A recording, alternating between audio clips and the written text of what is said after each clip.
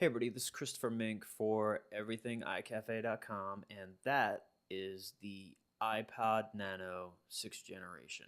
And this is a 16 gigabyte version. Let's get that the right side up, and just a few other devices that we have here, which we'll just kind of size up and compare it, so you get an idea of the size of the device when you compare it to a few of the other competing devices, non-competing devices. More than anything, I want you to get an idea of how just really insanely small this thing is, because it really is. It's insanely small, and they call it a nano, but really, I mean, the more you look at it, and the more if you've ever had a shuffle, an iPod shuffle, this is basically an iPod shuffle with a screen. So um, I don't know why they turn this into the Nano as opposed to a shuffle.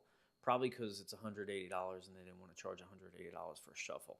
That's my guess. I mean, and maybe they didn't have any improvements on the 5th generation Nano. So anyway, that's my my thesis for why maybe they didn't name it a shuffle. But clearly, in my book, I really enjoy a shuffle. So this was a shuffle with a screen. I like multi-touch.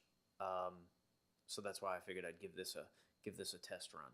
So once I get it out of the box, we'll be able to take a look at it and see exactly what it entails. So we just popped that off and took a little bit. It's a little bit harder than usual. As you can see here, the finish, it's actually like it's hard to explain, but it's like a soft finish. Feels good to the hand. It's very, it's nice. We'll peel that off, and it's not a Retina display, as you can see, but it's a perfectly good display. It's really small, so it's only so much you can do. I mean, what do you need a Retina display that's that size? Still looks good, and you can see how it sizes up versus a few of those other devices. But let's see what we have in the box here. Start here, which we'll typically ignore. That's going to be your warranty information. They give you a few Apple decals that you can put on the back of your car if that's your thing, and directions on how to use the device. Real simple device, so as you'd expect, the directions are real simple. There's really not much to them. So white iPod headphones and your typical dock connector USB cable that, if you're like me, you probably have 100 of them. So let's take a closer look at this and compare it to, this is a 4th generation iPod Nano. The 5th generation, of course, had the camera. Looks 5th generation had a little bit longer screen, but you get a general idea. I mean, not a big difference between 4th and 5th generation, I should say, from size-wise. So big difference going from 5th generation to the 6th generation Nano. And here it is against a Zune HD, which happens to be my primary driver for MP3 player. And you can see it's a totally different device. I mean, it doesn't really compete against the Zune HD.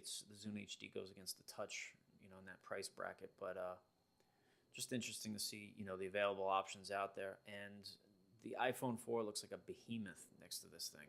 I mean, it looks huge. But this will give you an idea if you have an iPhone 4, the size comparison between the Nano, the new Nano, and the iPhone 4. It's, did I say it's small? Back to the touchscreen. It doesn't use iOS, but it looks and feels like iOS, and it is fast. I mean, it almost feels faster than iOS. It's hard to explain, but it's really, really fast. Standard dock connector, you get your headphone jack, your clip, which is a nice little thing, volume buttons, and a power button. That's it. There's not much really else. And let's see. It's light. It's small. It's the Nano. So we're going to have a full review on everythingicafe.com. And this has been it. It's been Christopher Mink and doing the iPod Nano unboxing. We'll see you.